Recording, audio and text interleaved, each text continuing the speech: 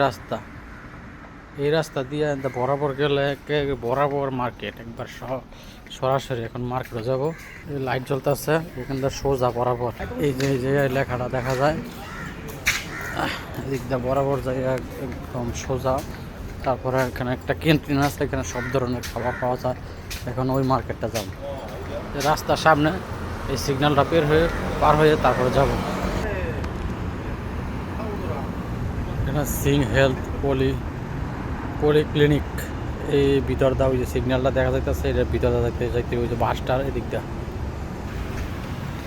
এই যে এখান দিয়ে যাইতে হবে মার্কেটটা, এইখানে ভিতরে এদিক দিয়ে যাইতে হবে। এদিক দিয়ে বিশাল বড় মার্কেট, এখানে সব কিছু পাওয়া যায়।